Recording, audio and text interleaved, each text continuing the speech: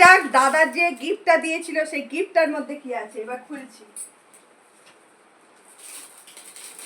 বাবা এই তো যা এনেছে একটু তো ইয়ে করতে হবে রে, কাঁচি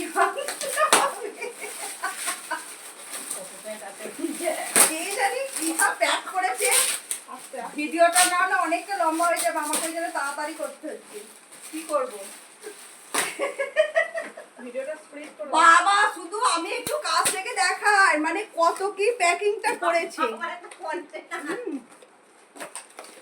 ও মা গো একটা কন্টেনার বেরিয়েছে।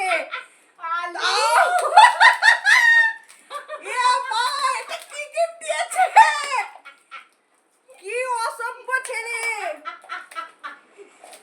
বাবারে দাঁড়া আমি যাচ্ছি, আমি আগে দেখিয়ে নি কি দিয়েছে।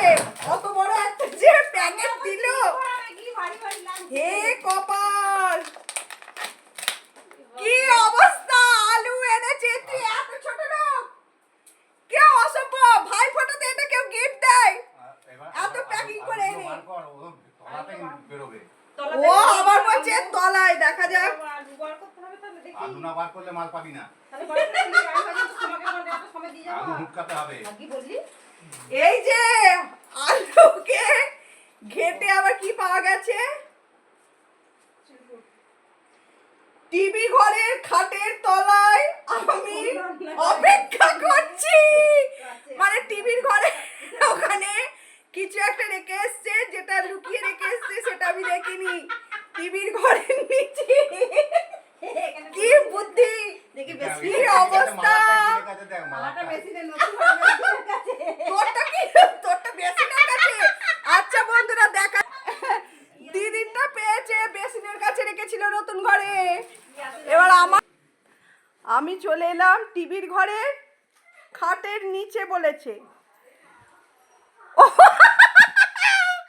এই যে অপেক্ষা করছে, বেরিয়েছে। কি বেরিয়েছে এবার দেখি। এবার যে গিফটটা পাওয়া গেল এত খাটাখাটনি করার পর সেটা দেখি। ও মা, ও মা কি এসেছে, দুর্দান্ত। বাবা বাবা কি সুন্দর, ভীষণ সুন্দর ভীষণ সুন্দর। এই যে পেয়ে গেছি আমার পছন্দের, এটাতে আছে ওড়না, দারুন দারুন।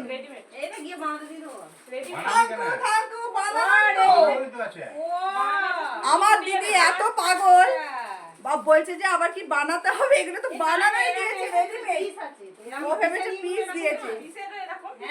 আর আমার এই কালারটা এত ফেভারিট, যেটা আমি পিঙ্ক কালার পরেই আছি, আমার দুর্দান্ত লাগে, দারুন দারুন পছন্দ হয়েছে।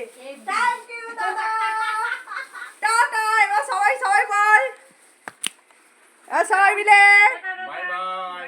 ওই যে দাদার বিখ্যাত হচ্ছে বাই বাইটা, বিদেশ বাই বাই কর পুপান দিদি। এই যে আমাদের দুর্দান্ত কিন্তু ভাই ফোঁটাটা কাটলো।